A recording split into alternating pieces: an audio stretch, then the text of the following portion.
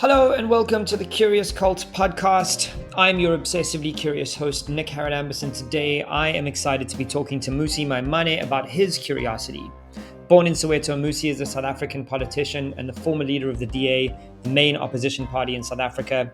He speaks 8 of South Africa's 11 national languages and is a pastor and leader in the Liberty Church. He has a master's degree in economics and theology and is currently reading for his PhD in economic development in local government. What an episode we are ready for. The first question that I have is, were you a curious child? Yeah, I grew up in Soweto, right at the height of apartheid in some ways, in the most violent period in our nation.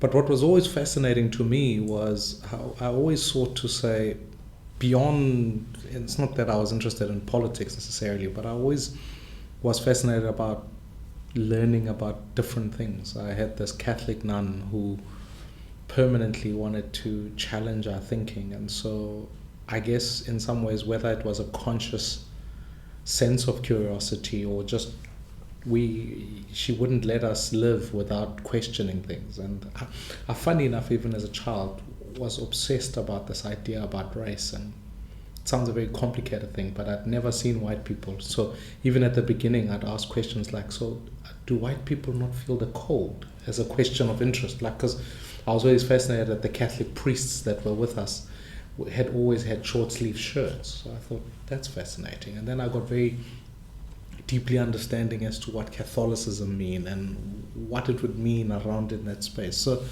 I guess as a child, I'll never forget, as part of my primary school report card, I can't remember which grade it was, the headmistress wrote in there, "Mmusi has a critical mind." And because English wasn't my first language, the only time I'd heard the word critical was when someone goes into hospital that they are critically ill. I remember that disturbing me for days. I thought to myself, I thought my mind was perfectly healthy. To discover it's critical is quite worrying. That is great. It's a very interesting place for curiosity to come from a nun. What kinds of things would she prompt you to be curious about? Because I also went to a Catholic school, and right, curiosity was not top of the list for the brothers. Yeah, no. I think she was a very strong, and I can only put labels to it retrospectively, perhaps more black conscious. And she asked us very centrally to be proud of who we are, and therefore to begin to interrogate things, to begin to, I guess maybe for her it was a sense at which our minds were as powerful as anyone else's, regardless of race at the time, regardless of where we're coming from. And I think she drove that in us and forced us to move beyond curriculum, move beyond. She had a basic rule: you don't have a choice. You can't come to school. She'd say to me, "Mmusi, you can't come to school tomorrow having not read the newspaper," as an argument. And even though I grew up to parents who themselves had not had that discipline, didn't have a great education, my mother didn't finish high school, there was a lot of issues that said to us, you need to think further about this issue. You need to know what's going on all the time and question what's going on at the time. And I think she wanted to instill in us a sense of pride about who we are. And part of that was to say, you don't accept things as they are. It's an incredible lesson to teach a young child to be proud of yourself, and then that unlocks your mind. Yeah. A lot of what I deal with and researching has to do with ego. And a lot of big businesses are scared to be curious and to test stuff because it goes against what they currently do. So their ego protects them from looking at something new in case it screws up what they have. So it's an incredible gift that she gave you at that young age to go, just be proud of who you are and think. Just think. Yeah, and I mean, you would be very well averse to the idea of the imposter syndrome, the idea that I'm just any given day about to be found out. Yeah. And I think the gift in that was to say, you just keep pursuing this for your own self. And some of it had a deep sense of spirituality to it, to say that spirituality, the opposite of faith, at least in a basic sense, is certainty, right? Like, it's not doubt, it's not questioning, it's just certainty. And to say that if you want to be on a journey of faith, it's a journey of uncertainty. It's the idea that it's the irrational man who is certain, that in fact you need to get to a point where you've got to keep interrogating and walking on water. I think that's the sense of what, if I would define what makes one curious, is to understand that perhaps you might be right, perhaps you might be wrong, but be willing to explore it anyways. And I think later on in my professional development, you learn very quickly that knowledge is infinite, and you learn very quickly that because you can be wrong, you enter the room with a deep sense of humility that lets you sometimes allow people to challenge what is that and be willing to go with that if that's what you were. And I think, it inspires that sense of humility, because I think sometimes you can arrogantly believe, no, this is it, and we've got copy paste and that's it. And I think the deep job of leaders is to keep never accepting, just keep questioning. It's one of my nickisms that I live by, is strong opinions loosely held. That it's okay to have a firm opinion, but if the facts change, it's also okay to change your opinion. And I think no ego and having a curious mind allows you to do those things. So the next question is, I know you have kids. How do you promote curiosity in their daily lives? I think more than anything is to give them the gift that was given to me, which is to prod them and affirm their views. Sometimes I don't agree with their views, but the affirmation of that gives them the confidence to be able to say, yeah, I can pursue this, I can pursue that type of thinking, and to expose them to complexity at whatever appropriate age there is. To say to them, my son has we went to the cricket once, and so for example, he'll look at the pitch and say to me, Daddy, why are there no brown players on the field? It's a complicated issue of sport and transformation. But I'm like, don't speak to me, speak to the selector of SA Cricket. Let them explain their position on this issue, because at the end of the day, you might walk away from the conversation saying, I either agree with that guy, I agree with them, and whatever. But to give them the gift to question, to give them the gift to say, uncertainty is a natural part of life. And I think often, just that space. So we let our kids do that. We give them as many opportunities to read and let them, just as long as we give them, we don't try and give them fairy tales, because I think sometimes there's a fairy tale notion that we can give to kids that designs their world a particular way that stops them actually from asking questions that might not be consistent with a fairy tale. Very interesting. When, in more of a professional sense now, how would you say that curiosity led you to politics?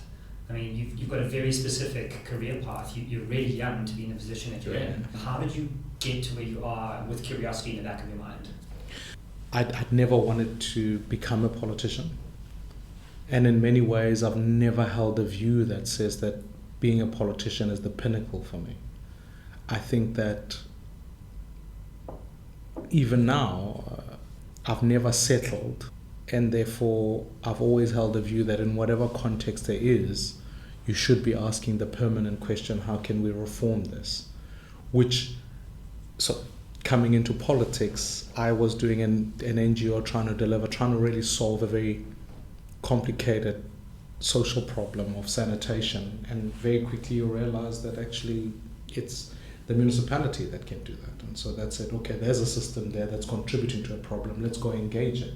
And then I did economics, not because I wanted to become an economist, but I always thought to myself, how do we find a tax model that suits the poor, rather than design so that wealthy people can feel like they're doing something, but it doesn't quite work. And at the time, when you look at the South African landscape, for me, the question was, why should a poor person open a bank account and pay banking fees, as an example? But that was part of what leads you into that line of thinking, and never accepting status quo. So I think even in a political environment, I'm now questioning the question, is it always meant to be this way? Does it need reformation? Does it need an Uber? Does it need to be disrupted? So even currently now in my role, there's still a genuine question about this sector. And I've always never held a school of thought that human beings retire. You don't achieve, you keep evolving. Because I don't think I'll ever get to a day where I've said I've achieved.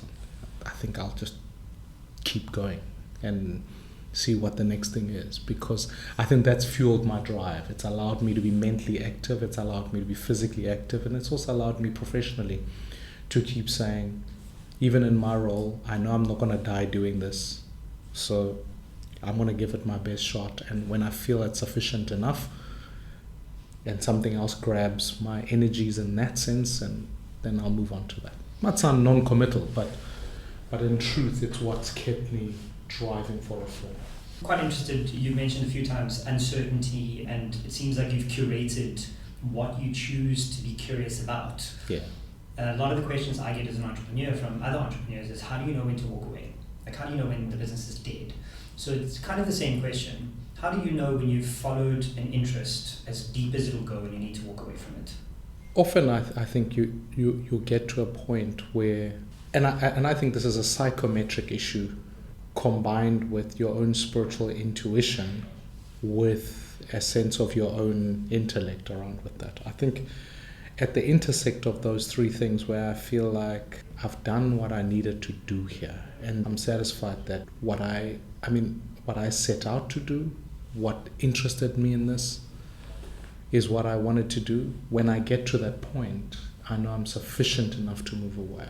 I can feel that mentally this no longer challenge, it doesn't stimulate me anymore. I can feel that spiritually it doesn't engage me. I can feel that just intellectually there's no questions that I'm asking in this sector. Then I know it's a good time to go. So success is not, for me, success or failure aren't the markers per se. It's more about saturation, I suppose. Yeah. I don't look around and think to myself, was this a successful project? The only success measure I take is whether I've given it everything that I could and contributed to it as I could. Because all of those things are relative, right? They are, what is successful to one might not be to another. And I've found that even projects that perhaps maybe others might have looked at, when I moved from even a formalized parliamentary role to my current role, people would say, but that's not financially a good model to go about it, because Parliament pays your bills. And I would argue the case that I did what I needed to do, and it's a good time to focus on something else. And it might not be financially rewarding at the time. That's not the only marker I look to an incident. So looking at the question, I genuinely say each of us have a range, have a band of contribution, have an ability with we can contribute to a sector. Once that's saturated, I think you need to be able to move away, because beyond that point, that people like myself, and I'm not prescribing this to everybody, people like myself start to do damage, because it's a bit like playing Jenga. You build up the pieces and then you think for your own curiosity, you keep pulling them out. The danger with that is that you can break it to a point where the next people can't fix it with these. And so I think you become dangerous the longer you stay. Interesting. Focusing now on the concept of innovation, how would you define innovation, either in your sector, in your life generally? Like, what is your interpretation of it, and how does curiosity inform innovation to you? Look, I think there aren't too many new ideas under the sun, funny enough. I'm a bit... So even the term innovation sometimes can come across as you need to find the next big thing. Certainly I think there are people who are gifted to do that, and they do that successfully. But I certainly think that in a leadership role, I've always said to myself, for me, the innovative question I can do and contribute is to say, how do you take something that's working at 50% and make it perform at 70%?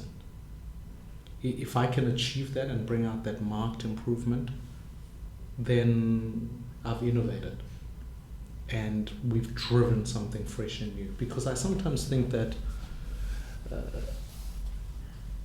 there is a dynamic upon which knowledge in the world is so powerful and so readily available. But if you're not careful, all of it can become too consuming that it leads to paralysis rather than to spurring on new actions. So if I was coaching a tennis player, I'd say to them, find out how we can make your forehand just that much better. You don't have to invent a new stroke. You just have to play that particular stroke better. And that for me has been inspired by that. It's I've never sought to, if I want to change South Africa, which is my organizing mission, I think that there's some things that need radical reform, but it would be a question of that radicalism isn't a question of 100% or 180-degree turnaround. It's maybe sometimes a 30-degree adjustment that brings on a new change, because changes become more, when you look at something, you look at a particular problem and you say, how can you look at it freshly, and how do we change it, how do we innovate in a particular space? I think the fundamentals still remain. You need to find the percentage of addition you can put on that. So I wouldn't class myself in the school of thought of say, oh, well, we're going to change everything. I'm not going to invent. I just know I'm going to take what is already available and make it 20-30% better. And if I can do that, I've served my purpose. So you don't want to reinvent democracy, you want to improve democracy. Absolutely. Like absolutely. a 1% compounded change Absolutely. every day leads to exponential growth in a year. Correct. So I'm not investing my time saying, whatever. I'm just saying there are systems in place already. How do we make it better for the next generation? Because I've always reasoned from the school of thought that says that all we are links in a chain, and the best job we can do is to make sure that the chain is still intact and we can hand it over to the next ones better. So that paradox of the phrase new and improved can't be both. Either it's new or it's improved.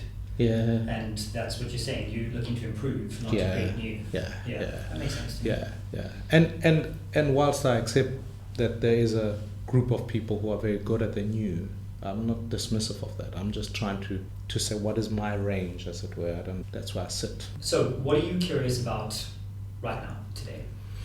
You know what I'm genuinely worried about? I think governments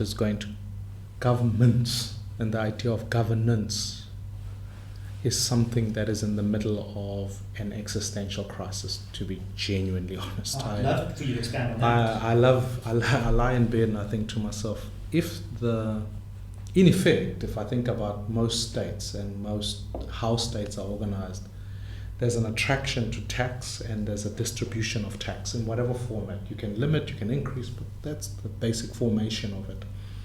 And there are headwinds that are heading towards that, whether they're forms of nationalism, which is a kickback at some form of globalization. There are kickbacks that say, well, if our job is to collect tax, what happens in a world that's globalized and tax is no longer here? What happens when cryptocurrency comes in its fullest sense? Because equally so, that will mean that the idea of a nation state is decentralized. Yeah. What happens when the banking sector ceases to exist as we know it? Because that is I'm thinking now for my kids, do I open a savings account for them or do I not? Because I don't think they'll need any of that. Would you buy Bitcoin for them today? Correct. Yeah. So I'm curious about that, because I think it's what gives me in some ways sleepless nights in some ways, because I think that we're heading towards that, and I actually don't know if there's a sufficient preparation around how we navigate through that. And so I'm curious about when you have this thought, governance is at risk, and the concept of governance globally, where do you start filling your curiosity? Like, what do you read? Who do you talk to? What's your process? Yeah, I have a whiteboard in my office at home where I will literally dump whatever question I've got on the table. Like, I'll just write and just keep dumping them on the table. In fact, you can look on my phone. I often write, I have a folder that I put on there. What am I currently learning? Like, what am I... And I learned this, learnings. And so I'll put some genuine questions on there, like, what do I think of this? What do I make of that? Where do I go? And then fortunately, maybe it's a bit like, if you go to a party and you're miserable, it's likely you're going to attract miserable people. And if you go to a party and you're curious, it's likely you're going to attract people who are curious in similar fields. And I've had the great fortune in my life of being able to be attractive to people who think about some of these issues a lot and on a global scale, and now form part of structured conversations that say, hey, we may not solve the world's problems, but please, let's sit down and do it. But to me, the most powerful aspect of this is that it in some ways, the life engine to everything else that you do. If I don't do this, I know the rest of my life collapses in a bizarre sort of way. I know when I'm not learning anything, when I'm not thinking about things, when I'm not asking questions to myself and challenging that as a status quo, I can feel that the rest of my life is, even though it's not job related, it doesn't have to be. I don't genuinely think that discipline matters more than sometimes the substance. I think when you start to do that, you genuinely do. So I would go from what is a short note on here, what is on my board at home, and who are the people I generally engage with on the very subject. So even though I haven't held a presidential office, I've had the opportunity to meet enough presidents and just be able to drill this question down, and some successful business leaders, people who are honestly thinking about some of these complexities, because there's nothing like waking up at midnight and thinking, this is a genuine question, I'm going to go put out an email to a group of people that I know, that I like, say, hey, what do you think about this? What are you thinking about? Can you help me? Can you point me in a direction? And I suppose that's been I found that's kept me alive. If it wasn't for that, I don't know if I'd have the energy to wake up tomorrow morning. It's a good segue into my last question. You mentioned people quite a lot in your last answer. Have you taken a lot of time and care to curate the people around you? And I know that a lot of people in positions of business power, political power, have yes people who just agree with everything they say, and it's very hard to be curious if everyone just agrees with your opinion. So how have you looked at the relationships in your life over the last decade to kind of lead you to the people that are around you now? I've fulfilled leadership roles. Some days feels like I wish I could just arrive in a meeting as an ordinary person and just make my 5 cents contribution and leave. You must be able to give expression to that. One of the great difficulties of it is, one, you must put yourself in context. You are not the expert on everything. You are just the leader. You will not have to be the smartest person in the room. You are just the leader. And I think if there's a genuine appreciation of it, I took something that you said, and I'd been working on it, but not as consciously as that. But here's some ground rules to help me work with you. Here's what I do, here's what you do, and you can decide whether that's helpful to you or not. So that's become something that's become a way of working for people, and I expect that of every one of my team members. But your day-to-day 9-to-5 job is so rigid that I don't know if that will fulfill the entire space. Therefore, you need to always, I have, depending on which area of my life I want to focus on, we'll always find a coach or find a number of people I'll work with in that space. Because I used to play tennis as an example, and I've often thought, yes, Roger Federer is the world's greatest player in my humble opinion, but he has a number of people that he deals with coaching that look at his game. And I've always deliberately said to myself, I'm going to find people who can hold me true to that, because a personality in that sense can end up in a depressive state if there isn't someone saying, half of the reason you are feeling like this is because you're not learning anything, or you're not challenging yourself, or you're not thinking hard enough about this thing. So I have a good team of guys that do that, and I've had to be more deliberate about it now. Previously it was just sporadic. It was a bit like, let's get the Catholic nun invites me into this space, and in high school I worked with a number of educators who would do this. Post school you work with whatever the professional field you're in. But now in a leadership business, you have to have 4 or 5 people whose sole job not only is to say no to you, but to maybe ask you some very difficult questions that you may not yourself think about. And now most senior business executives would probably form part of either YPO or whatever the case might be. They have those kinds of clubs. That's not what I'm talking about specifically. I'm saying, if you yourself consider yourself someone who wants to do something serious in the world, get a board around you that you account to, and someone who actually treats you like a project. And you yourself must be able to reflect on yourself as a project. Otherwise, you mismanage yourself, mismanage your life, you mismanage what's happening. So, like now I'm thinking, one of the things that's just socially, I've been thinking, there's a fad about diets. I think all of it is hogwash personally, but I want to understand why. Yeah.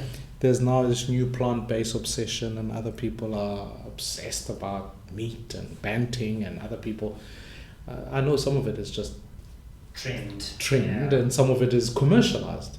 Yeah, it's a clever idea to tell people to start eating meat if we think we're going to increase revenue. And some of it is, when you talk about the 5 food types on your plate, that didn't emerge just out of nowhere. It came out of the fact that someone thought we should let Americans buy more potatoes. So I think there is a part of me that always wants to think harder about what's going on and just keep an interest. Well, when you've learned more about diets, we can do another episode. Yeah. I'm going to be interested. I'm going on to it, actually, to figure out what is this, and blood types and all of that. But that's just, again, curiosity. It's got nothing to do with my day-to-day job. It's just a discipline and a skill that just keeps you alive in your thinking. And I know I'm not being curious enough when all you can talk about is other people. Well, that's a great place for us to end. Thank you so much for your time. It's been incredible picking your curious brain, and looking forward to chatting to you further. I look forward to the book, because I'd love to hear what other people are doing. Thank you, Mmusi. Thank you for listening to the Curious Cult podcast, the show where we talk to incredible people about their fascinating curiosity. If you like this episode, please rate the show, like it, share it, and generally be kind to us and tell people about it. My goal is to spark curiosity that changes the world, and you can help by talking about the show to anyone who will listen. Stay curious. Until next time.